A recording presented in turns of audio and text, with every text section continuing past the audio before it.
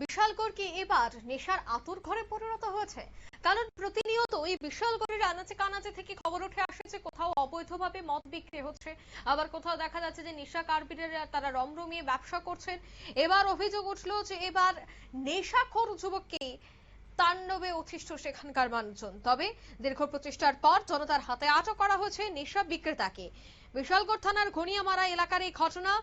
সোমবার দুপুরে গোটা পাড়ার বাসিন্দারা একত্রিত হয়ে অভিযুক্তের বিরুদ্ধে প্রতিবাদে নামলে সেন্ট্রোপাল ঘটনাস্থল থেকে পালিয়ে যায় বলে অভিযোগ স্থানীয়দের। এদিকে পাশের ধনছড়ি এলাকা থেকে এক নেশাগ্রস্ত ব্যক্তি সেন্ট্রোপালের কাছ থেকে ড্রাগস কিনতে এলে এলাকাবাসীরা তাকে আটক করে বিশালগড় থানার পুলিশের কাছে তুলে দেয়।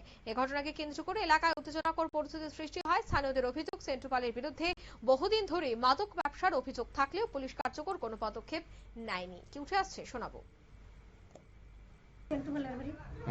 ওখানে 2-3 জন ছেলে হেরে বাইক সহকারে ধরছে, ধরার পরে লোকে করতে হয়েছে এবং প্রশাসনের লোক খবর দিছে, প্রশাসনের লোকও পাইছে, কিন্তু তারা যে ব্যস্ত আছে মানুষ কিন্তু টের পাইতেছে, তারা হাতে নাতে ধরতে পারতেছে।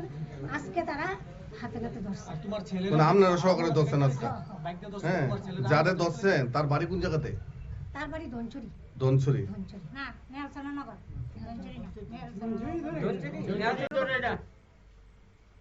আপনারা শুনলেন, অর্থাৎ তারা কিন্তু জানাচ্ছেন যে এর বিরুদ্ধে অভিযোগটা আরো অনেক বাড়ি উঠে এসেছে। তবে পুলিশের ভূমিকা একেবারে নিষ্ক্রিয় বলে তাদের অভিযোগ। পুলিশ যদি সঠিকভাবে তাদের পদক্ষেপ গ্রহণ করত তবে এতদিন যাবত কেন এই নেশা বিক্রেতা এই ধরনের নেশা সামগ্রী বিক্রি করত। এই মুহূর্তের সংবাদ এই পর্যন্ত। আমাদের পরবর্তী নিউজ এবং আপডেট দেখার জন্য অবশ্যই চোখ রাখবেন শুধুমাত্র নিউজ ভ্যানগার্ডের পর্দায়। ধন্যবাদ।